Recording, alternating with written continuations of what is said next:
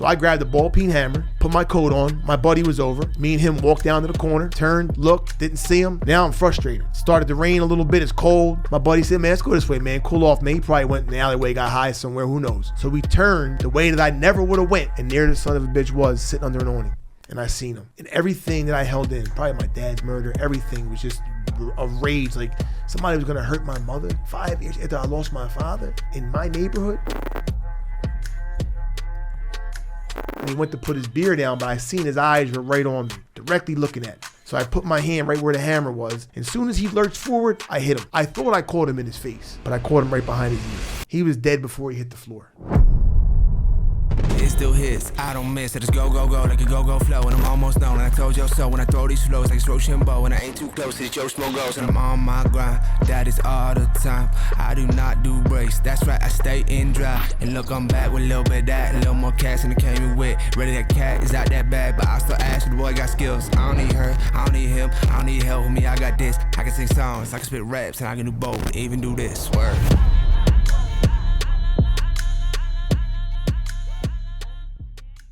This episode is brought to you by Sweat Tent, the pioneers of the portable wood-burning sauna. Did you know that using the sauna 3 to 4 times per week could reduce your risk of cardiovascular disease by up to 50% and make you 60% less likely to experience Alzheimer's disease? That's why I've been a big fan of the sauna for years. But having to go to a crowded gym to do it isn't ideal. And all the at-home options are bulky and expensive. That's why I only use the Sweat Tent for my sauna needs. It's the most storable and affordable wood-burning sauna on the market. It not only takes minutes to set up, but it can reach 200 degrees Fahrenheit in 30 minutes or less. So whether you're enjoying it yourself in your backyard, with friends, or in need of a reliable sauna on the go, Sweat Tent is your best choice for the most portable, storable, and enjoyable outdoor sauna experience. All On The Stacks listeners will receive $100 off when you use code OTS. Visit sweattent.com today to get $100 off your purchase with code OTS at checkout. Again, that's sweattent.com to get $100 off with code OTS. Sweat Tent, helping you fire up your home wellness routine. This episode is brought to you by Wilkes Consulting, a Ramsey-preferred coaching firm. Are you drowning in debt? Is the weight of financial stress holding you back from living the life you were meant to live? Then it's time to break free and regain control of your financial future. Wilkes Consulting specializes in financial and debt consulting. Their team of 4 highly trained Ramsey Solutions advisors are ready to help you take charge of your money. Whether you're looking to get out of debt, pay off student loans, or simply need assistance on how to prepare to buy a home, Wilkes Consulting can help you fine-tune your budget and provide the resources and guidance you need to meet your goals. Don't let debt or the fear of finances control your life any longer. Head over to wilkopa.com and book a hassle-free, no-obligation call. Your first step towards financial freedom. Again, that's wilkopa.com, wilcopa.com. Wilkes Consulting, making financial independence a reality. This episode is brought to you by Burn, the fitness company behind the Today Show approved Burn board. If I'm being honest, working out can be a real chore, especially as a new dad in desperate need of sleep and cardio. Burn is founded by NEPA native Jimmy T. Martin, and his Burn board offers a low-impact core and cardio experience unlike anything I've done before. They have hundreds of on-demand workouts that are great for beginners, seasoned athletes, and out-of-shape podcast hosts who love supporting small businesses. My wife and I use it pretty frequently throughout the week, and it's honestly a great way to burn a ton of calories without burning a ton of cash. Not to mention, it's a great tool for skiers, runners, wrestlers, and hockey players. Jimmy is offering all On The Stacks listeners 15% off when they use the code STACKS15. Visit theburn.com today to get 15% off your purchase with code STACKS15 at checkout.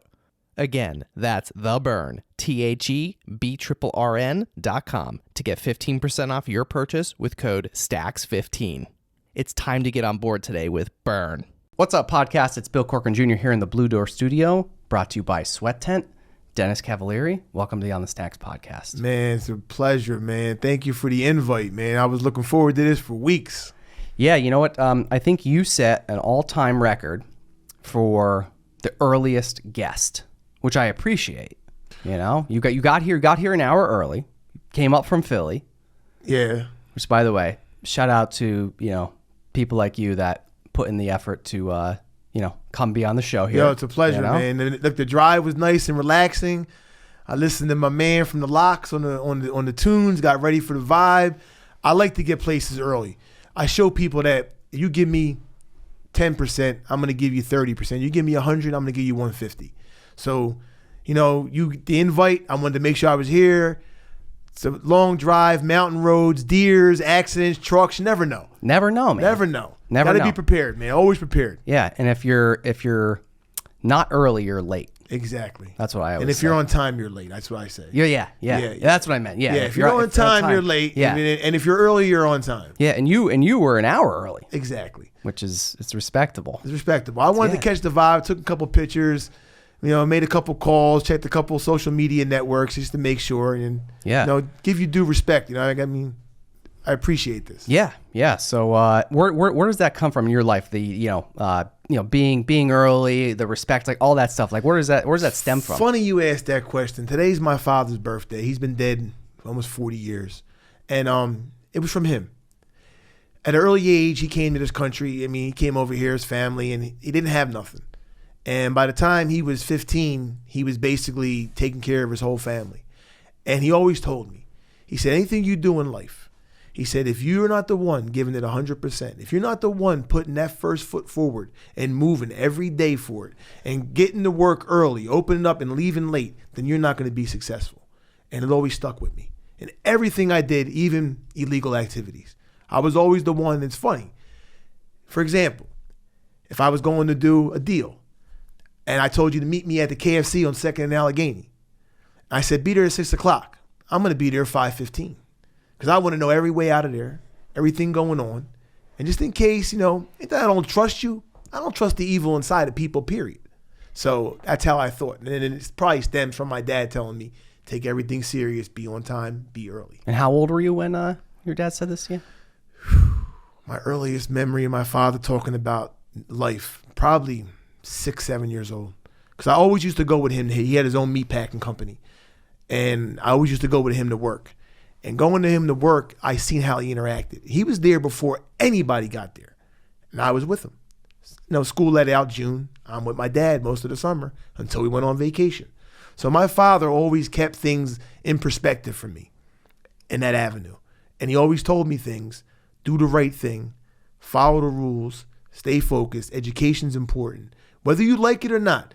But the ones you like, make sure you stick to it. And he said, apply everything you learn. Always apply it. Don't just get through it. Apply it because it's applicable to everything you do. And by the time I was 11, I was versed way more. Put it this way. I can go to a restaurant and order a meal from soup, salad, to appetizers, to the entree and tell them exactly how I want it because my father taught me that. He taught me everything. So, much respect that he, even though he died at a very young age and too early in my life, he left me with a legacy of respect. I try to give it to my children and my grandchildren now. Even the wrong, I told them everything. I don't hold no punches. And I always tell them, no matter what you do, I don't care what it is, I'm always going to be on your side. No matter how wrong you are, you're always going to be right by me. And I tell them that to this day. And thank God both of my children are upstanding citizens and they're raising their children the right way. So hopefully that cycle got broke and it's dead and buried. You know what I mean? Big shout to my father, though. Today's his birthday. He would have been 75. Wow. Yeah. What the timing? I know it's odd because I didn't even know when we scheduled this that it was on his birthday. I just knew it was next Tuesday. And it got rescheduled. That's even the better part. And that's the crazy thing. It was that day was so crazy and I couldn't get up here and you were very accommodating and telling me that it's no problem. We'll just push it over. I'll let you know. And it happened to be this day. And I didn't know it until last night. And I posted an old picture from 1979 at this restaurant my mom and my dad, it was called Zaber's, famous gangster restaurant. You had to have a polar bear key to get into the place. They made the Caesar salad right in front of the table. I was 6 years old at this dinner, and my sister was about a 6-month-old baby. And it's my mother and father sitting there. My father's in the suit. My mom's dressed to the T. And there's shrimp cocktail, caviar, and the Caesar salad they make at the table. And I remember what I ordered. My dad said to me, in Italians, we always say to our children, like Spanish people say, Papi, we call our son's dad. I do it. My son does it. My father did it. So he say, Dad, tell the waitress what you want to eat. I want snapper soup. I want 6 clams on a half shell. And I want a surf and turf. And I want my steak Pittsburgh style. What's Pittsburgh style? Black on the outside, mooing inside. You know, little under medium rare. Okay. Yeah. A little too rare for me. I love it that way. Yeah? My father always owned a meatpacking business. He says if you overcook your steak, you lose the flavor. Oh, definitely. And you always have to buy quality. I never, be honest with you, I never was allowed to go to McDonald's with my dad. I didn't know what McDonald's was until I was older. That's good. Because my father refused to eat that kind of meat because he had the business. He knew what quality meat was. He knew what was good and what was shit. Yes, exactly. Yeah, and there's too much of that nowadays. Oh, it's horrible. Everything people eat it's junk. Death. It's junk. Death. I tell people all the time, stop eating the sugars, the incomplete carbs, the fructose corn syrup, everything. You know, go more natural as best as you can. If you want a snack, eat some peanuts. Eat some nuts. You want to make sure you eat your greens. You don't like vegetables, eat a salad. But don't eat regular iceberg lettuce. Put some spinach in there. Put some kale in there. You know, throw some balsamic, sea salt. You know, spice it up. You know, live a little bit. Make it tasty. Make it tasty. Yeah. Everybody wants to eat plain garbage and all this processed stuff. And I had enough of that where I was at. So you won't see me eating no processed stuff. Yeah. Yeah. How old were you when you lost your dad? I was 11. My birthday, but it was about 5 months away, so about 11 and a half. Yeah, 11 and a half. It was tragic. I mean, worst event you could imagine in my life because my father was Superman. I thought my father was unstoppable.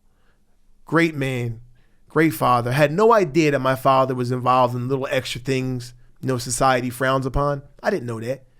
And he had a choice to make when his father passed away when he was 14 of a heart attack to take care of his family. And he got around some older guys that took him in, and he used to clean stables and shoot the rats around the stables in South Philadelphia.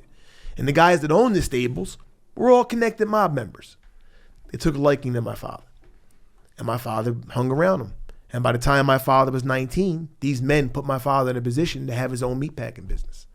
So here's a 14-year-old, 5 years later, had his own meatpacking business. You know, was it right to go that avenue? No. But when you're faced with your back on the wall and you're around an organization, which was much different back then than it is now, they actually cared about the community and they wanted to better, you know, Italian Americans and people in the community in general to live safe. So I see why he did what he did. I didn't know that back then. So I had no idea. When did you know? How did you learn? How did this come about? I got to find out information probably a year and a half after his death. I was almost 13. Because a lot of the guys that came to the funeral kept telling me, you're the man of the house now. You know, I'm here for you if you need me. Reach out. I had no idea what a man was. I was in You school. thought, oh, hey, these guys are just, you know. Yeah, they're just, you know, my Good dad's, guys. Uncle so-and-so who wasn't really my uncle. Right, yeah. You know what I mean? Uncle this one, you know what I mean? Yeah. Yo, Big Johnny here. I didn't know that. I just knew my dad was around these guys, so I just knew. And it was like, as I got older, I started to see people in the neighborhood, how they showed me respect, even though he was gone. And not just on that side of my family, also on my mother's side of my family. My grandfather was involved in a lot of stuff. Do I know what he was involved in? No. But I know he never went to jail, and he was a wealthy man, and he basically ran Atlantic City for years, you know, before the casinos. And when the casinos came, they made a mint. What does that mean, ran Atlantic City? Kept things in order in Atlantic City, kept things moving in Atlantic City, you know what I mean? And they started to go downhill. They had summer rentals, shore properties, the beach, Steel Pier back in the day. They had the horse used to dive off the pier. I remember riding the boardwalk and like everybody knew who my grandfather was, you know? And it's funny because you don't think back then nothing's wrong. You think everything's normal. And it kind of was, you know? And my grandfather was a very smart man, very family-oriented man. You know, he had a lot of things wrong about him, you know what I mean? But when it came to the kids and everybody, you know, he gave us the love and attention we needed. So, you know, he's been dead since 96, so, and all his kids are successful, retired. You know, everybody that grew up in Atlantic City, most of my cousins were firemen, my uncles were firemen, so they didn't go that route, thank God. And that's one of the things my father or my grandfather would never want any of us to do. What they did was to break a cycle, was to take people who were, struggling to get somewhere, and then make their kids the American dream. I mean, look at the Kennedys. Look what they did. Look at most of the people, Rockefellers, J.P. Morgan. Come on. Benjamin Franklin, Thomas Jefferson, Adams, they all did it. If they didn't go against the king and raise hell and we're gangsters, we wouldn't be sitting here having this conversation. That's right. You know what I'm saying? Right, yeah. So that's what I attribute it to. Was it wrong? Yeah. A lot of the things the government does today is wrong. I mean, the way they handle prisons is wrong. The way they prosecute people freely the way they want to is wrong. The way the laws bend in their favor when they wanted to is wrong. Now, do I think crime's right? Hell no. Do I know? But there's a double standard, I think, is what you're saying. And sometimes I think the government is more criminal than the criminals. Exactly. But they get away with it. They get away with it. And it's constantly. I mean, you can even go to Guantanamo Bay. We can go to terrorism. I think, they should have dropped the nuke on Al Qaeda. I think the small ton nuke, turn the sand to glass. They're killing everybody for no reason, killing their own people. Yeah. But what the government did to them, how they wrongfully held them or whatever, it's wrong. It's wrong. I mean, the way they just take their ability to do as they please when they want to and then say it's in national security, come on. Look at the RICO. They created the RICO to stop what organized crime was. Instead of going in there and getting people and locking them up the right way, they create things that bend for them. But if it applies to them, believe me, they'll change it. Yeah, forget that. Forget that. Yeah, that's over. Real quick. Real quick. And it's nuts because like you said, it's a double standard. And it's horrible. It's horrible. It's horrible. It is. Yeah, so my dad, man, like him being dead all these years and where it went to and him teaching me who I am. I mean, when I realized that my father was somebody, kind of put a chip on my shoulder. Kind of gave me an ego. You know what I mean? It turned me into a harsher person where my father always told me to stand up for myself. Don't be a chump. The first punch is everything. So I took that seriously. Now that he was gone, I didn't get the other side of the story. So I took the little bit of knowledge that I had on that avenue and ran with it. And that's how I built my reputation up. Off of his respect, I became the demon that I was by the time I was 14. A demon? A demon. At 14? At 14. What does that look like? Put it this way. I used to go to different corners in South Philly just to pick fights with the toughest guy to see that he's not the toughest guy. And like I said, I never really lost because I never would stop. Even if a guy hit me hard enough to hurt me, I'll bite his nose off. That's how bad it was. And it was a rep thing in South Philadelphia. It's a corner thing. I'm from 10th Street. You're from 18th Street. You're from 7th Street. I'm from 10th Street. I want 10th Street to be the strongest. Even though at a young age, kids are doing them. We would play football against 18th Street, tackle football in the school. But after the game, I'm fighting somebody. Just to let you know, even if where 10th Street's at. Where 10th Street's at. Exactly. Yeah. And that's how it started. That's how that avenue of my father trickled over into me, something he didn't want to, but you inherit the traits and tools of those. The same way that a carpenter might give his son a saw, my father basically gave me a gun. And he told me at a young age, you live by the gun, you die by the gun. And I actually had that tatted on my stomach in remembrance of him, an actual gun tatted to my ribs and my father's name on it. And it says that, live by it, die by it. And it's not honoring violence or nothing like that. It's making me realize how real that is. It's a reminder? It's a reminder.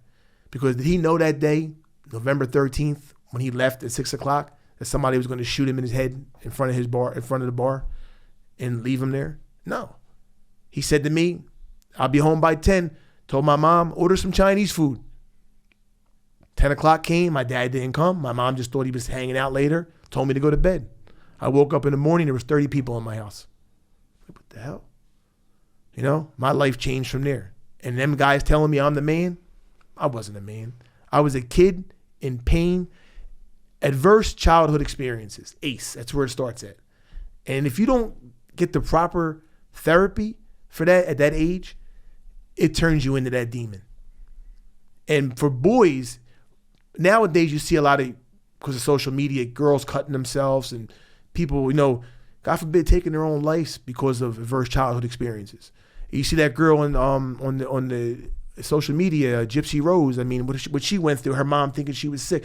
All this stuff stems from children not getting the proper and necessary therapy at that age, and people ignoring it. Just he's just hard headed. He'll learn. Yeah, he's just a kid. He's just a kid. Well, how many times do you hear that? Like, he's just a kid. That's all I heard. Yeah. No matter how many fights I got into, you're just a kid, right? Just a kid. Even here you go, 14 years old, trying to make a name. We're not selling drugs. We're not shaking down people. But we see the older guys making money. So how they making money? They're stealing. They're doing this. But what are they taking? They ain't going in candy stores robbing candy bars now. Nah, they're heisting. They're getting trucks. But we didn't know they had connections to get to the truck dealers and get the trucks. We thinking, they're robbing the trains. We know the trains are down by the stadium. We can get there. So I come up with a bright idea, buy some bolt cutters at the hardware store, buy a hacksaw, a couple buddies of mine together to go rob a train. We're thinking we're Wyatt Earp and them, you know what I mean? Billy the Kid, here we go, we're gonna rob a train. We go down to the train yard, Conrail, climb the gate. I climbed the gate the first time to scope it out. Then I brought the bolt cutters and cut the gate. So we got smart. Yeah, got smart. Yeah, I climbed the scope and then I got the bolt cutters and cut the gate. So we go in there. First train car I open up. First one that I actually get the lock off successfully because it was really hard. Yeah, this is like your first. Open the door, loaded with GM car parts. Couldn't believe it. GM, OECs, climate control, radios, seat belts, everything you can name for, 1985 cars was in there. And most of it was Cadillac, which I didn't know at the time until I'll get to that. But it was worth a lot. We just grabbed everything. Yeah. And stashed it in the weeds down there because it's like an old National Park Reserve. Used to be where the lakes were at in South Philly. They kept some of it, then they built the stadiums around there, Veteran Stadium, the Spectrum. But that area right there was all, wildlife reserve. Overgrown weeds. So we had no vehicle, 14 years old. We got boxes and boxes of stuff. So we're just stashing them in the weeds, covering them with plants. And one of my buddies always took his mom's car. When the mom went to sleep, we put beach chairs in the parking spot to hold us. We put it back in the same spot. We'd cruise around. So we went and got his car, but it took us about 16 hours to get back there. We got there. The stuff was there. We get it. Have no idea how to get rid of this stuff. No idea. No plan. No plan at all. No plan. Well, rob trains. What are we going to do with it? Yeah, what are we going to do? We were probably sitting on, no exaggeration, probably back then at least $12,000 worth of equipment. We didn't know. Which is a lot for, what was this, 1985 you said? Yeah, 85. Yeah, so that's a lot of, lot of money. Yeah, like, it might have been 80, let me say 85, 86. No, it was, my father died 84, so 87 it was. Close enough. 80, close enough, yeah. I'm so old, I forget the day, the years just blend together now. But 87 it was, and I went to a mechanic that I knew, mom and pop shop. I said, I got some car things I want to get rid of. I show him one of the climate control thing, so it was a wood grain. It looked nice. I said, I like this. He's like, I can't use that, but go to so-and-so's junkyard and repair shop down by 61st Street, Passyunk Avenue, where all the junkyards and all the car dealerships are at. They'll work with you, basically. So we go down there. The guy's seen it.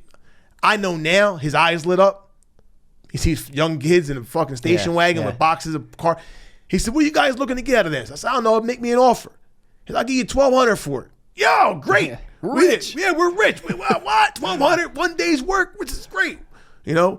And that's where our life started, trying to get money. And we kept going back until we pushed the envelope and got caught up robbing a Mars car, candy car, the least amount of money we could take, Raisinets and fucking Milky Ways. And as soon as I was getting a box out, I hear footsteps. I look, it's the Conrail cops. And they got their guns drawn. And we heard they carried rock salt. We didn't know. And they said freeze. The last thing I'd do was freeze. I ran right through the mud, into the weeds, into the swamps, and laid flat.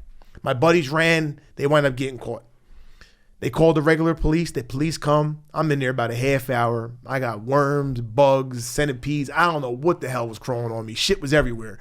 I wasn't moving. Philadelphia creatures. Creatures from the city. I mean, Philly creatures. We got cockroaches in Philly 6 inches long. So I'm just laying there like I'm not going to jail. I'm not getting locked up. I'll just wait here like an ostrich with my head in the sand. Be quiet. They won't hear me. Next thing you know, I hear a dog barking. And I hear my buddy Tony Rome, I can say his name. Good dude. Tony Rome says, yo, Chink, my nickname, Chink, they got a dog. I jumped right up. I'm right here. I was literally, if they would have looked at, I was 30 feet, but the weeds were so high they couldn't see me from where the cop was standing. And that's why probably the dog was barking. He probably smelled me. Yeah, he knew. He knew. Yeah, no one else knew, but the dog knew. Yeah, the dog knew. And they brought the canine. Funny thing about that story is, everybody that got locked up that day, they all admitted to being on the trains trying to take stuff, except me. I just didn't want to talk to the cops. And maybe that stems from my grandfather and my father always saying that, never telling nobody. Never. They hated my cousin Allison. Always would tell. We're the same age. Dennis did this. Dennis did that. Her father, my uncle, who married my mom's sister, would pick up. Yeah, he was different. But my dad and them, don't worry about what she says. She's a snitch. Don't ever do that. I don't want to hear nothing. She does something wrong, don't tell nobody on her. And that was how I was raised. So when I got down there, I'm not saying nothing. I know they have to call my mom. I'm underage. My mom came with a lawyer, got me out. The lawyer says, you were cutting school that day, weren't you? I said, yeah. He said, it's all you were doing, just cutting school and trespassing, nothing else. You were just down there, didn't know that the gate was cut. They should have, Conrail's responsible for that gate. They should have fixed the gate. The lawyer's talking to me the whole time. I'm just looking at him like, This is my introductory into the legal system. I'm like, okay. Well, you ain't got to say nothing in court, but I'm going to tell the story. And we all go to court, and the lawyer spoke, and I got nothing but a citation for truancy. They all got probation for robbing trains. And it kind of built me up from that point on. Everybody talked about it. Damn, man, Chink didn't say nothing. Dennis was quiet. He didn't say nothing. Damn, it's 14 years old, man, didn't say a word to the cops. Oh, y'all talk to the cops. Man, I just told them what I was doing. I ain't telling nobody else. But Dennis ain't say nothing. And that built me up a little bit. And what we were trying to do was become a corner like the rest of the old heads in the neighborhood. But we wanted to take 10th and Oregon to a different level. We saw an opportunity because a lot of the people that were in charge in the city were dead or in jail. And there was no organization. Everything was like scatterbombed all over the place. Just different people saying they're this, saying they're that. So we saw an opportunity. And that's what we did. We used that momentum to drive it forward. But it was bad because a year later, Herb Denenberg, who was a news reporter for the city of Philly, got a bunch of calls from neighbors saying how bad Oregon Avenue is getting, how bad the kids are disrespectful. They're just taking what they want. They're running around. They're loud. They're drinking. They're doing this. We're just doing whatever we wanted. And nobody could tell us nothing. That they had a protest, and Herb Denenberg led it. And it was called We Want Our Streets Back. And they're standing there. It was so crazy. We're out there laughing at them. One of my buddies pulled his pants down and mooned the camera. You know what I mean? Like as a joke. I tell it was insane. You know what I mean? It was like, but that gave us drive. It gave us actual respect. People feared us. And it began to become like, don't fuck with 10th and Oregon. Don't do this in 10th and Oregon. So 10th and Oregon, that's the street. That's where you grew up. That's the corner. You still live there. My mother still lives on Percy in Oregon, which is 10th Street to 9th Street is a city block. In between each double city block from numbers is 2 small streets. Okay. My mom is the first small street. Then there's one more. Then there's 10th Street. So my mom is literally a block and a half from the corner. Is that where she always lived? Always. Is that where you grew up? My mother lived there she's 73. She moved there with her mother when she was 3. Wow. And she got the house from her. My father bought the house from her mother. 70 years ago. 70 years ago. That's crazy. Yep. And she won't leave. Now the house is worth crazy money because they're gentrifying. They're building. South Philadelphia is like untouchable. She won't move. God bless her. You know what I mean? Yeah. No, big shout out to my mother, man. I have to because she just had a surgery and her leg was taken off, but she's doing great. And, strongest woman I've ever seen in my life. I mean, the things that she's been through and the way that she grew up, surviving losing her husband and she's 33 years old, she'd been through her trials and tribulations, but to be her age and to be where she's at mentally, big ups, man. What's your mom's name? Carmel Cavaliere. Shout out to Carmel. Yeah, man. She's a strong woman, man. Been through a lot. I put her through a lot. I think we all put our moms through a lot, don't we? Yes, we do. We do. And we don't give them enough. Even though we love them unconditionally, we need to say it more. Yeah. We need to really, give them the proper respect that they're due all the time. Because if it wasn't for them, we wouldn't be here. You know, me and you wouldn't be having this conversation. Right. And when they go through stuff, man, just like they wiped our ass when we were little, we got to be there for them, man. If you got to give them a bath, there's no shame. You know what I mean? They get older, something happens, we got to do it, man. You know, and I hope that, you know, more people start to see that, man. Because I get upset when I see people, because my daughter's a nurse and she works in like rehab centers with older people, and there's so many people in there forgotten. Yeah. It's sad. It is sad. It's really sad. Yeah. You know. Damn. So Carmel. Think she's going to be watching, listening? What do you think? Oh, big fan. Big fan of your podcast. Big fan on the Stacks. Yeah, I put her on to it. You turned her into one? I turned her into it. Right. I turned her into it, yeah. Anything that I like or respect because of who I am right now, not who I was before, who I am right now, yeah, she supports. She supports it, and she's really excited about what could come in the future. Hopefully, you know, God willing, you know what I mean, I can help give back from what I took for all them years. You know what I'm saying? Yeah. You know? So I want to go back a little. So 10th in Oregon. Yes. There's a 10th in Oregon gang, right? Yes. That's what the government calls it. Right. Right. The 10th in Oregon gang. Right. What the internet says if you Google it. Yeah. We call it a corner. Corner. Yeah. In Philadelphia, we're corner boys. It's a corner. Corner boys. All right. Yeah, but yeah, it's not like the Bloods and the Crips, but it technically probably, if you look at it from a non-biased perspective, it is. You know, it's a gang. It's an organization. You know what I mean? It's a criminal enterprise. I mean, it destroyed a lot, even though people made a lot off of it and thought they had temporary success, myself included. It destroyed too much. Yeah. So you got involved at a young age? It was one of the originals. Now, 10th in Oregon's been around forever. There was guys that hung in that corner way before I was born. But as far as becoming reputably, infamously known, yeah. So you were an OG. OG, man. OG. First one to go to jail. Yep. Not proud of it, but yeah, I was the OG. Yeah. Yep. So all right, so take me up, lead me up to that point.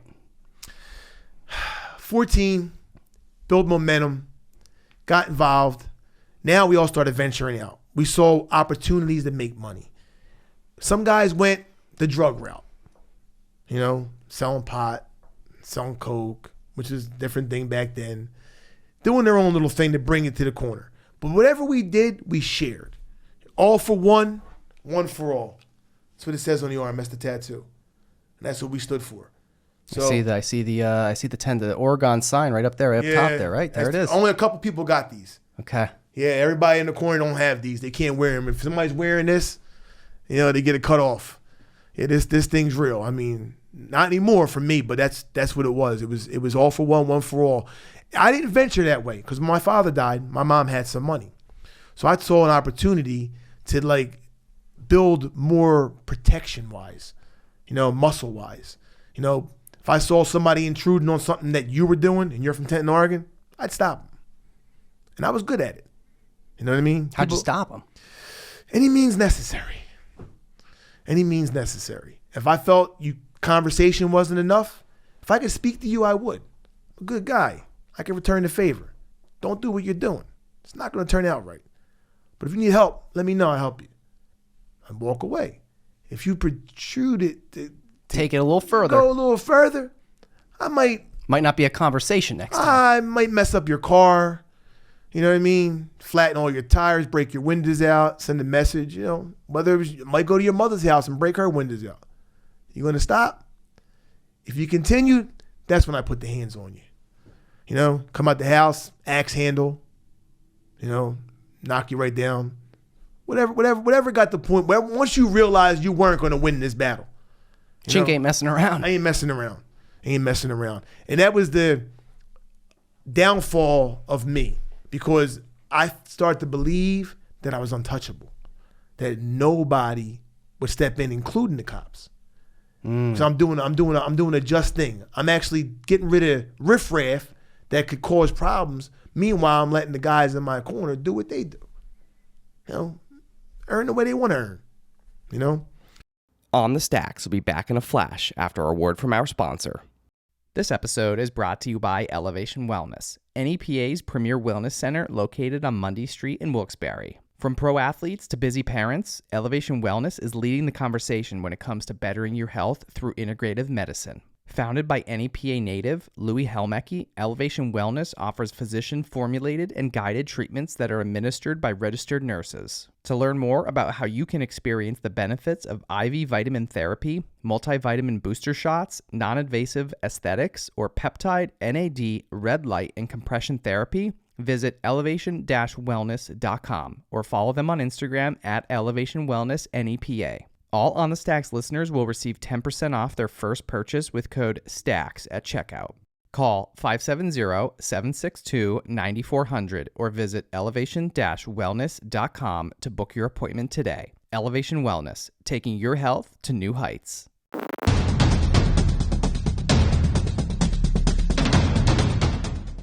A lot of times when people are in car accidents, kind of forget what we should do. First and foremost, call 911. Then, get out of your car before moving it and take pictures. It's so important to capture what the cars look like immediately following the accident. Finally, call your insurance carrier and make a claim. To learn more, visit Anzalone Law offices online at anzalonelaw.com. This episode is brought to you by Loop Internet. Are you tired of buffering, lagging, and slow internet speeds? Look no further. Introducing Loop Internet, Northeastern Pennsylvania's fastest and most reliable internet service provider. With Loop Internet, you can stream, game, and work from home seamlessly. Say goodbye to interruptions and hello to lightning-fast connections. Loop Internet offers both residential and business fiber. Fast-track the future with their 10-gigabyte fiber and join the Loop Internet family today. Visit Loop Internet online at loopinternet.com or call 1-888-808-5667. Again, that's 1-888-808-5667. Or visit them online at loopinternet.com. Loop Internet, where speed meets reliability. And now we're back on the stacks. But that built up in me a rage and a temper like no other. When my switch went, I didn't have no remorse. And it was sad. And a lot of it stems back to the demon I told you about, from my never dealing with my father's death, never having that therapy, never having that closure. I mean, I never been to his grave. And I still haven't been to the grave. I'm waiting to go. When are you going? I got it scheduled. I want to go when my grandson turns 7. I want him to remember, because he has the same name as my father, the same name as my son has, the same name that I have. So I want to take us 3. And I want to tell my father that I'm going to break that cycle. Everything you wanted me to do, I'm going to do it. And I'm going to make sure that this last Dennis here, if he decides to name his son Dennis one day, that none of this exists. But I want him to be he's getting to that age now where he's very intelligent. But I just wanted to wait for his birthday. And I went in for the weather to break a little bit because I came home from prison, as you know, November 20th. Yeah, so you're only... I'm only 60-some, 70 days in. Yeah. I want the weather to break. I want to go there when it's not freezing cold and we can't spend time. So his birthday's coming up, and hopefully by the beginning of March, I can get him there, and it's a little better weather. That's all. You know, I wanted to go right away. My people stopped me. Like, no, my son's like, Dad, wait a little bit. Hold up, it's cold. And I thought about it. But my intention was to go immediately. But pumping the brakes sometimes is good and gives you a little bit of thought process to how you're going to go about it. And I want it to be a very memorable moment for all of us. You know what I mean? And then I'll go back with the rest of my grandkids, because I got 7 of them. So... Big family. Big family, yeah. I come home to a beautiful family. Beautiful, man. That's beautiful. great, Blessed, man. Blessing. Yeah. So you're what, 50 now? I'm 50. I'll be 51 in May, God willing. Yeah. So you spent a lot of time behind bars. Right? So I know there's a lot probably in between there, right? Oh, a ton. But let's go back to what led you there. What led me there? In the first place. The temper I told you about, what I was doing, what my job was, what my role was in 10th and Oregon. You know what I'm saying? The tough guy, the enforcer. Okay? My mother, who was my heart, went to the store one day, stopped at the doctor's office. On her way out, a man approached her. This man, whether he was asking for change, whether he was just grabbing her arm, just asked her for whatever, we don't know the true story. My mom, as soon as the guy touched her, she freaked out. She pulled away and she fell into the car. She got away. No harm, came home. She came into the house to who? Her almost 17-year-old demon of a son, who was ripping and rolling in the streets. At this point, I was taking money from everybody. Whether you were making $50 on a bag of weed, I wanted 20. It went from the corner. That's how I was getting my thing, and I was making my name. So my mom comes in, look on her face, I could tell something happened. And she had a white coat on, and the whole side of it was dirty because it was January 4th. And it just had snowed, and, salt on the cars and her jacket. I said, what happened? She said, oh my God, this bald-headed man, he grabbed me, and I thought he was going to pull me up the alleyway and rape me. I said, what? Who? Bald-headed guy hit a black jacket. I knew exactly who she meant. I know Tommy. He's in the neighborhood. Gets high, meth, coke, whatever's around, drinks all the time. He's drinking at 7 in the morning. This was 11 o'clock in the afternoon. He's got a quart of beer already. Something had to be done about him anyway, because it ain't the first thing he did. And people said, oh, he's crazy. He's a little mental. He's bipolar, which is now bipolar. They say he's manic. Whatever. He was on drugs. He was abusive. He wasn't going to put his hands on my mother, especially who I was. So I grabbed a ball peen hammer, put my coat on. My buddy was over. Me and him walked down to the corner, turned, looked, didn't see him. Now I'm frustrated. It started to rain a little bit. It's cold. My buddy said, man, let's go this way, man. Cool off, man. He probably went in the alleyway, got high somewhere. Who knows? So we turned the way that I never would have went. And there the son of a bitch was sitting under an awning. And I seen him. And everything that I held in, probably my dad's murder, everything was just a rage. Like somebody was going to hurt my mother 5 years after I lost my father in my neighborhood. Fuck no, I said. ACE, adverse childhood experiences. All this is playing in the part. I walk right up to him. I said, what the fuck you say to my mother? What you do to my mother? He said, what are you talking to? I said, you fucking heard what the fuck I said. And he went to put his beer down, but I seen his eyes were right on me, directly looking at me. So I put my hand right where the hammer was. And as soon as he lurched forward, I hit him. I thought I caught him in his face, but I caught him right behind his ear. He was dead before he hit the floor. Hammers knock nails through wood. Human skull doesn't stand a chance. And it wasn't the claw part, it was the ball part. He fell, he was shaking, flopping. I hit him in his middle of his back because I figured I knocked him down. I didn't want to hurt him. I didn't want to kill him. I wanted to teach him a lesson. Hit him in the middle of his back, and I told him, go to my mother again, you junkie bitch, and I'll kill you. And I walked away, thinking it was just another beating. The 150 plus beatings I gave at that time. I mean, nothing different. I hit guys with bats, axe handles, lead pipes. What the hell's that to hammer? Not knowing. I go home. No, he ain't gonna bother you no more. Trust me. Took care of that one. He's good. He learned. My mom's like, all right, well, she's a nervous wreck. She's going through a lot. Her husband's only been dead 5 years. Mentally, she was falling apart. She was on a ton of prescription medication. Stole his vodka every night. A couple shots to calm down. She was, going through a traumatic thing in her life. Her husband was her everything. She never worked a day in her life. She still hasn't really worked, And there she was faced with a replica of her husband, possibly with the temper and the strength of her son. Then I found out from the neighbors, God forbid the man died, And that's what led me to the road to prison. That particular case right there, I was charged as an adult, even though I wasn't 18, which I totally disagree with. And thank God the Supreme Court overruled juvenile lifers because they were giving out life sentences to juveniles back then. They can no longer do that, thank God. But I was facing life. My grandfather was still alive, still had his connections, still had a great lawyer. I was in trial for murder in 3 months. Money. In front of the best judge in City Hall. And I got a slap on the wrist. I got 5 years. But that was the wrong thing to do. Send a 17-year-old boy to a state penitentiary. To Graterford alone. One of the worst jails in the country at the time. They sent me there. And I was smart. Like I told you, I'm very smart. I learned criminal thinking at 17 from criminals. I went to college for criminals at 17. They could have sent me to the military. They could have sent me to a boys' school till I turned 18 and put me right in the military. Give me some structure. No, they threw me to the wolves. Do I blame the government? Of course I blame them. You never should put a child that's been through what I've been through into a system like that. Around a bunch of men, and I'm not no chump. I'm fighting from the door, and I did. And I made a name for myself that way in the prison. I'll rip and roll all day long with you. I don't care if you're 6'9". How old were the people around you? Oh, adults from 18 to 90. Like there was probably no other kids. There was a couple. Maybe a few. One of my best friends to this day, Sean Butler.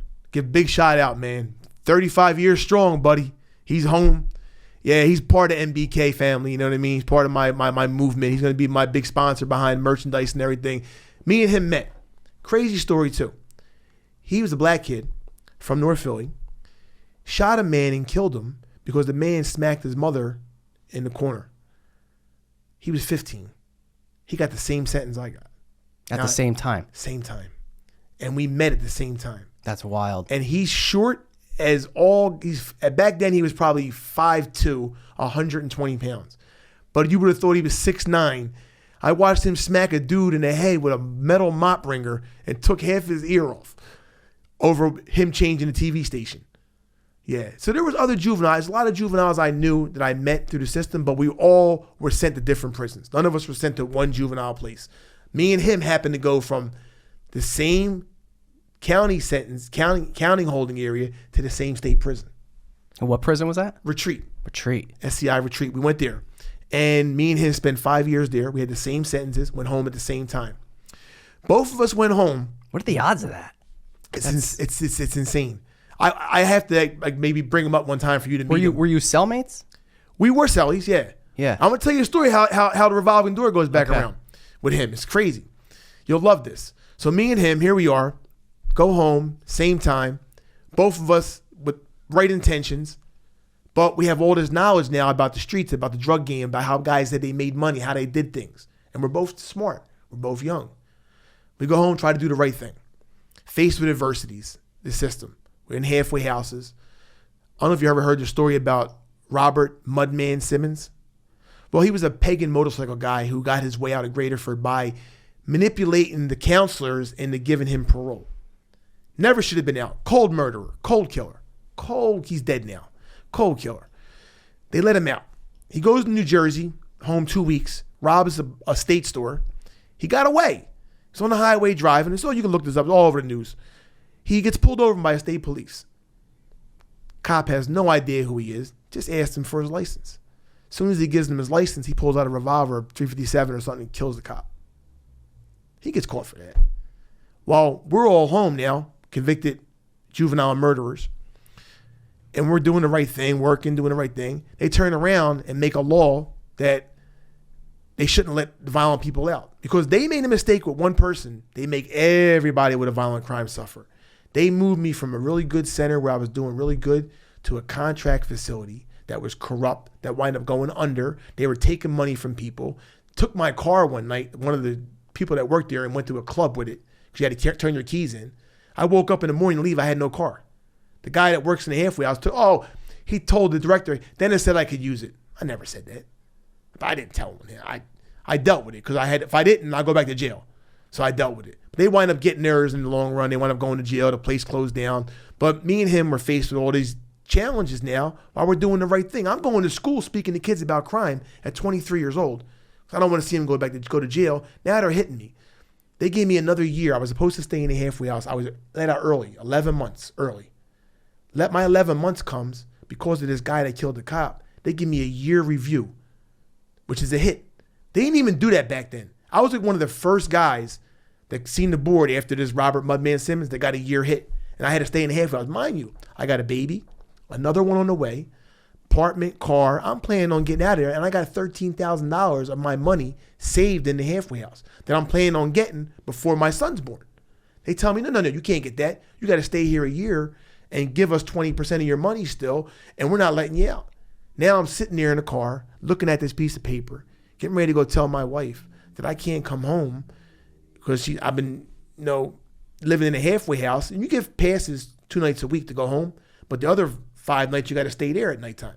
And I worked at night and during the day, so I get out a little bit, but I wasn't spending enough time with her. And here she is, 8 months pregnant, thinking I'm getting out. Now I got to do a year. How do I tell her that? What do I do? I'm struggling to pay bills now. So I go to the director. I say, can I get my $13,000 out? That'll help me and get me caught up. And me and her want to get a house. He said, you can't get that money until you sign the papers to get out the halfway house. I said, well, technically I would have been out 11 months, but now I got to do this, whatever this is, this review thing. What's going on here? They said, well, we ain't trying to hear that. Meanwhile, my money's in escrow and they're investing it. So they're making money off my money. I'm not doing shit with it. So what do? One of the guys I met in jail that talked the talk Spanish guy, getting that money. I go to the same barbershop. I go to him. I say, listen, I'll say his nickname, Pelu, means hairy. I said, yo, man, I'm trying to get some money, man. Convenient. Yeah, I'm trying to get some money. Yeah, right? Good dude, too. Good dude, by the way. I mean, he did wrong things. He was a stand-up guy. I said, listen, I got 13 grand. I'm trying to, get some money, whatever. He says, come to me to 7th and Clearfield, North Philly, Badlands. I ain't from the Badlands, I'm from South Philly. All right. Go to the corner. He comes out.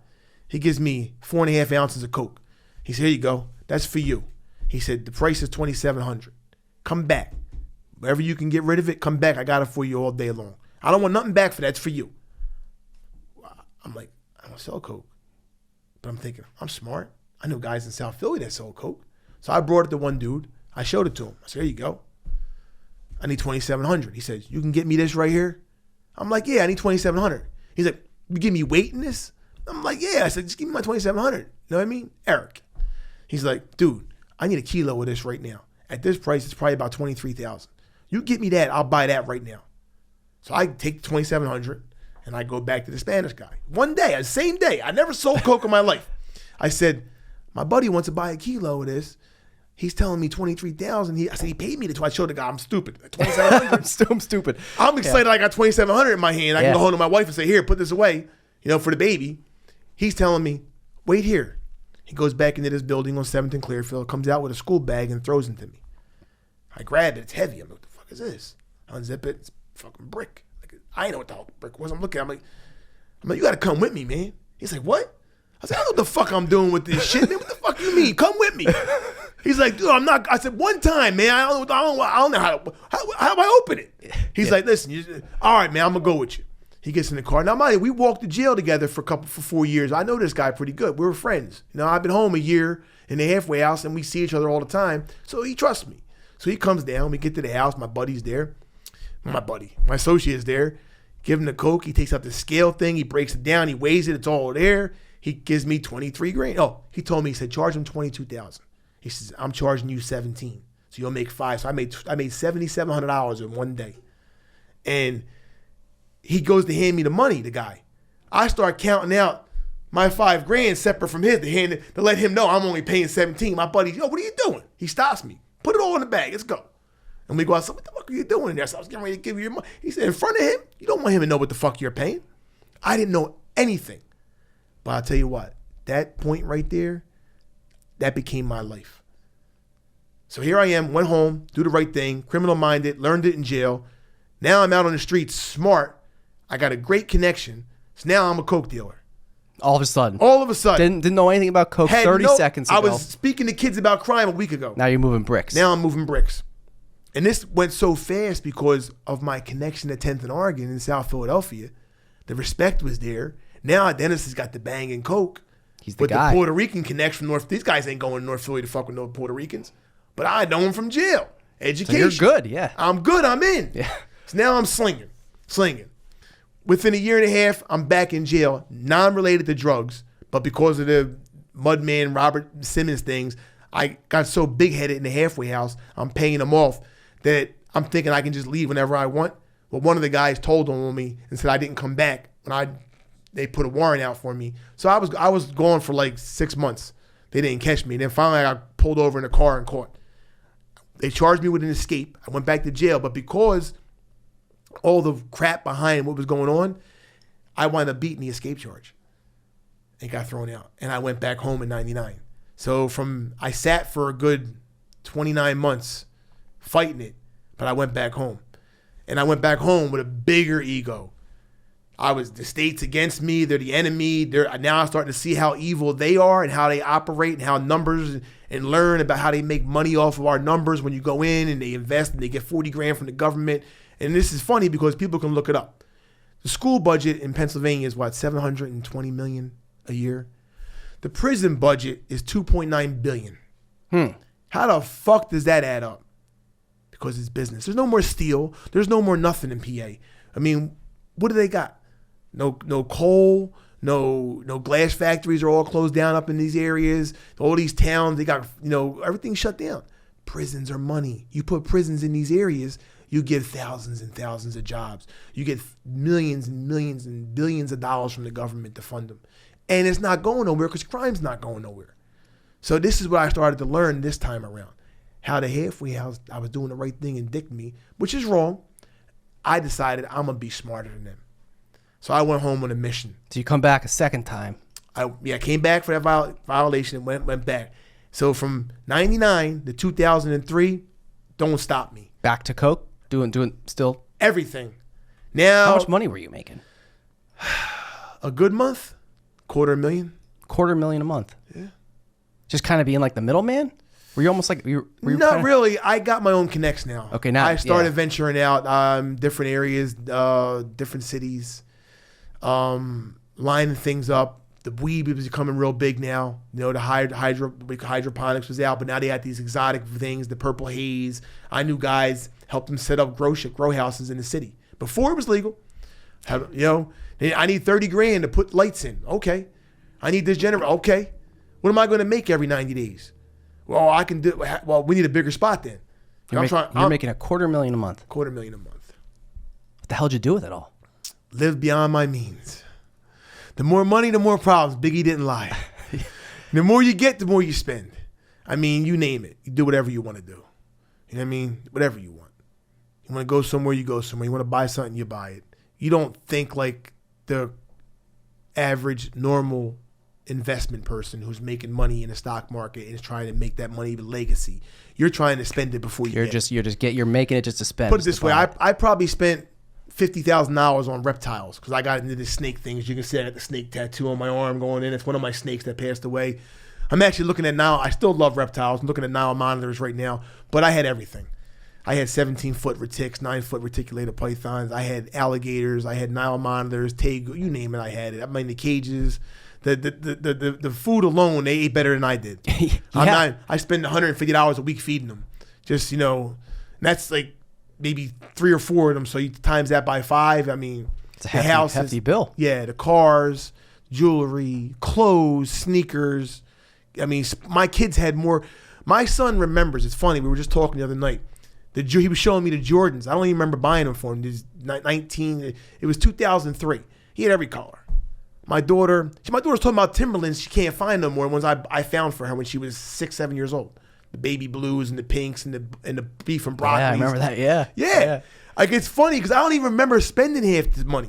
Like, I wonder now, do I have money in the Treasury Department somewhere they owe me? I don't know. Where did it all go? Yeah. And then in 2000, you know, I caught a case. Wasn't worried about it, throwing money at lawyers. Took them 1,100 days to bring me to trial. And it was a bullshit made up case. What was it? It was an aggravated assault charge. And basically was somebody owed me money. And they tried to give me some watch. I didn't want the watch. I wanted the money. So he bought the watch. And the guy's a good friend of mine at the time. Now, I don't wish him no harm, but he's a real piece of work. He needs to get his life together, and God, hopefully one day he does. But he made this big excuse about how he gave his money to so-and-so, and I knew where so-and-so was. I said, I just seen so-and-so. So drive you around there. Just get the money, give me my money. I don't want no watches. Nothing to do with me. He goes in, does what he does. Argument happens. Guy gets his ass whooped. I'm there with the other guy. I'm like, yo, call the ambulance. I said, get the fuck out of here. Help him, man. So the guy calls in. I leave. They find out my name, the police in Philadelphia, who are all over 10th and Oregon. They want any reason to grab us. And I don't blame them. You know, they're doing their job. So they see my name come up in this, that I was around. So they shoot some feelers out there and try to ask, you know about so-and-so, you know about so-and-so? I ain't talking. I'm not even calling back. They call my mom, they come by. I'm not living there. They don't know where the fuck I'm at, so I'm ignoring them. You catch me in traffic, you know? Still not going to talk, but hey, fuck it. Anyway, they wind up getting a hold of me, and they bring me in a room, and the lawyer's there. I don't want to talk. Okay, give me bail. Supposed to bail. While I'm waiting for bail, 2 FBI guys come in and a DEA officer. They bring me in a room. Now I'm thinking, because I'm still on parole, that it's my parole officer coming to see me, but it's the feds. And they put up these pictures, and they say, you know this guy, you know this guy, you know this guy, you know this guy. I'm like, no. They said, well, you know you're from 10th Street. You could walk out of here right now. None of this case goes away, everything. Just tell us about these guys. They're asking you to snitch. They're asking me to turn on 10th Oregon. I tell him, listen, I came in here with a lawyer 8 hours ago. I'm waiting for a fucking bail. They're probably going to put a bond that bring me back to Graterford because I got to max this out before I get back on this bail. But I'm going to get the fuck, I ain't talking to you. And why the fuck are you in here anyway? I told them I didn't want to talk to nobody. So I tell my lawyer. I leave. I tell my lawyer when I get where I'm getting.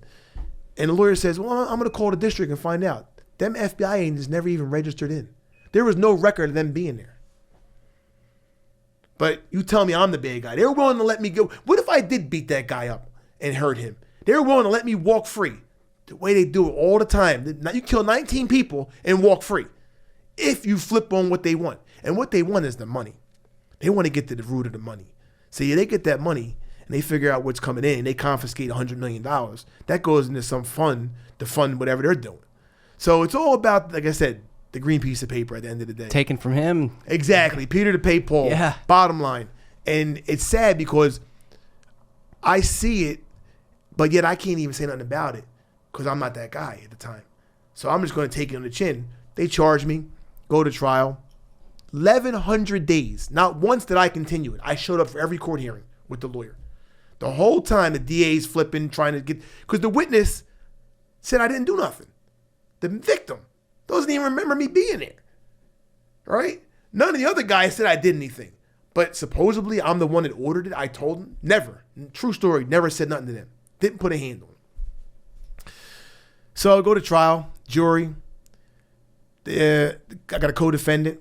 The judge, I asked for the mere presence clause, meaning I was just merely present doesn't make me guilty.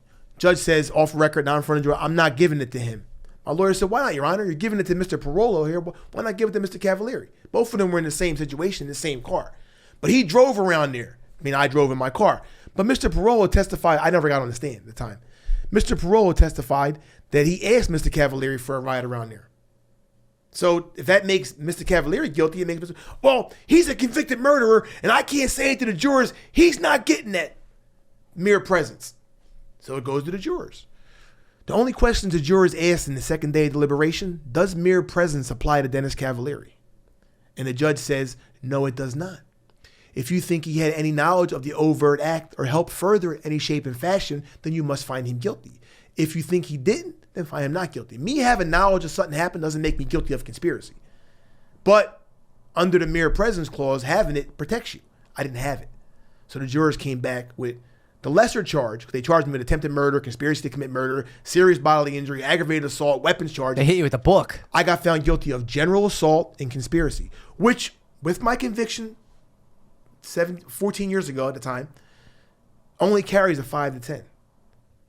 But because of the DA's elaborate calling me Mr. Parker, the Monopoly man, and saying that this is over money and all this happens, they turn around, the judge gives me 10 to 20, and says, Mr. Cavaliere, I'm going to cut your tentacles off from society, and you're going to come home an old man and washed up and not hurt nobody. And that's what I got. So in 2003, I went away for 20 years. And that's what led me to where I'm at right now as a person. 20 years. 20 years. Now, ask me, do I deserve that? For that crime, no. But for everything else I did in life, of course I deserve that. 100%. Because we didn't get into half of it. And anything you want to ask me that led up to that 20 years, why I say I deserve the 20 years, and that karma's a bitch, and that God's got a bigger plan than all of us, whether you believe in a higher power or not, it goes around, comes around. You know, you do dirt, you get dirt. And my dirt was you believe it caught up to you? Oh, yes. Everything I got away with. Did you think that in the moment there? Like, what did you feel when they read off that sentence of 20 years? I'll tell you what I told the judge. Your Honor, you're not hurting me. You know why? Because I went to jail at 16 years old. I grew up in the penitentiary. You know who you're hurting now? Sad excuse, I said this. My children. Because now they're going to grow up without me. All right? Like I grew up without my father. And where it led me. You want to hurt me? I said, take me out to City Hall. Tie me to that green copper gate and give me 100 lashes. That'll hurt me. But sending me to jail? No, you're not going to hurt me. This demon's going to be worse. And I had a bunch of character witnesses I was going to put on the stand. But once he said that, that's what I said. And I left it at that. And I went upstate with a bigger chip on my shoulder. And I was angry. And I had money for appeals. And I'm putting appeals in. And I'm trying to get back out. But in my mind, I'm not realizing all the drugs, all the families I affected, all the women who took food out their kids' mouths because they wanted to buy drugs. Whether I sold them the dime bag or not, doesn't matter. It came from me. You know? All the people I hurt back in the day thinking I was protecting my legacy, protecting 10th and Oregon. For what? That's what I'm doing the 20 years for. It wasn't for that case. And here I am so egotistically insane, narcissistic like a motherfucker that I couldn't see it. And and they did me dirty. I was at Greater for about 4 months thinking I'm staying close to home. I'm right there. Oh yeah, I got hands. I'm reaching out. I'm gonna get this shit. And my cousin comes in there. Gangster as me, older than me. God rest his soul. I'm gonna go home, cuz I'm gonna make this shit right. I'm getting right out. He was back on a dumb violation. They shipped me to Fayette, which is 7.5 hour drive from my kids. I'm at Fayette. Now I'm losing my mind. I mean, I'm fucking manic. I'm crazy. I can't, 20 years that I'm on the phone with lawyers. They're not respecting me. They're robbing you. I asked them for an itemized receipt. They don't give a fuck. Yeah. You fucking criminal. You're from 10th Oregon. You fucking. Yeah, what are you going to do? Yeah, you gave me the 12 grand up front. Fucking take this fucking appeal and have fun, bitch. That's what they basically were saying. And I'm mad. I told the one, I come home, I'm going to hold you off a building and shake all the fucking money out your pocket. I'm screaming on the phone. The security officers call me, what are you doing threatening people? I said, the motherfucker's robbing me. Yeah. Right, you know what I mean? It's insane. Yeah. And like this ego was there. Then I got a visit. And my ex, she drove up there with the kids and God, it was snowing. It was so bad. And she came Friday and stayed for 2 days. And I got a bunch of visits. And looking at my daughter, you know, she's 9 years old. I'm looking at her. I'm saying to myself, like, what am I going to do? And she's so depressed. And she's blaming her mom because when they found me guilty, I thought I was going to beat the case. I told her we're going to go to Florida. We're going to spend some time together. You know, she's getting older in Disney World, all this. Well, her mom told her daddy's not coming home. So she blaming her mom. And she told me when she was 16 that she thought her mom was her mom's fault. Because 9 years old, you hear that. And I was everything to her. And it was traumatizing for her to go through that. And I didn't see it then. But something in her eyes started softening my heart a little bit. Yeah, I was going to say, I feel like, this probably had a great effect on your kids. Oh, traumatic. Yeah. Still does. And when I say great, I don't mean great as in good. No, I mean, but traumatizing. Yeah. I mean, adverse childhood experiences. They went through hell. My son, I'm there with him right now. I stayed with my daughter for like 45 days when I got out to help her and the kids. Now I'm with my son a little bit. And he has 2 younger ones, and I'm with them, and I'm there, and we're networking, and he's helping me with the MBK dream and helping me with ideas and social media and all this and that, and we're building the thing. But I see it in him. He's unstable. He doesn't have he's scared to take any chances, even in a business idea or a job. Why? He doesn't want to fail. And I wasn't there to help him see it, only his mother. And I give her big props because she did a hell of a job on her own, and she's still there for them. You know what I mean? Even though my daughter's not going to appreciate either one of us she's her own independent 29-year-old now. So she's a nurse and she works crazy hours and she has her own kids. So she's got her own ideas on what life wants to be. And hey, man, she's happy. She likes it. I love it. So, but I see that in them, like that missing piece. And I can't make up for time. Time's the greatest thief. I can't do nothing to go back. If I could, I would. If I cut off all my arms and legs and give them life, I would do it. Do you regret anything you've ever done? Oh, yes, everything. Everything wrong. Everything wrong. There's no money in the world. If I hit the Powerball tomorrow and I could give all the money away, 300 million, billion, whatever it is, I would do it just to go back to have my son and daughter 7 and 9 years old again and do it right. Because I know 100% I can make it. I could do it right. Because everything I put in the wrong, if I put it in the right, it's good. And I've had businesses in my activities, mostly fronts, but they were businesses. And when I did put a little effort, they were successful. And even when I'm doing now, trying to get ahead, being a barber, I'm good at it. When I do it, I give it 1,000. So there's no difference. It's doing it right, following the rules is what matters.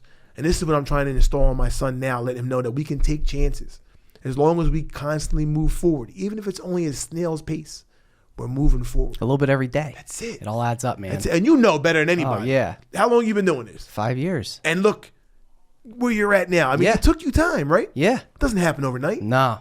But God bless, I love it now. Yeah. This thing you're doing Put here. in the work. Yo, this thing you're doing here and how you're trying to bond and build up and change social injustice, I love it. Yeah. I love it. I'm all for it, And to go back and even touch on the little bit of effect that I had in my kids' life back in 2004 and 5 when I was at Fayette was nothing.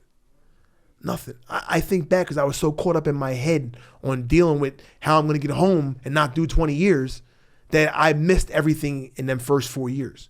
But thank God I started to write. I got a typewriter. I started putting down my true story at first. After about 600 pages, I said, I can't put this out there. I'll never go home. What am I, crazy? So I said, let me get some books on how to write. I got some screenplay books from Sid Field, how to write books, how to do that. I got How to Win Friends and Influence People. Love the book. Everybody should read it. Change your life. Great book. Great book. So this started changing my thinking. Now, mind you, I wasn't done with the hateful revenge I wanted to take out on the world still, but I was changing. I was changing. Yeah, you're doing something. Doing something. Doing something different. And I had this mirror that I bought at commissary, and it was so plain and plastic and stupid that I made a frame. And around the frame, I cut out a bunch of faces from Maxim magazine. I cut out El Chapo, Pablo, and this other drug dealer, and the guy from the Shower Posse, and Mark Zuckerberg, who was the youngest billionaire ever. I put him on there. I'm like, oh, if I can do this. And I'm looking at it, and it was like 11 pictures. It looked nice. I hung it on the wall. And then one day I'm looking at it, I'm looking at that mirror, and I'm saying, damn, man, I seen an article about the 12 most dangerous people in the world. So I started counting the pictures. It's only 11 on there. But if I put that on there, and I look at that mirror, that 12th person is me. Because I'm the most dangerous person in the world to myself.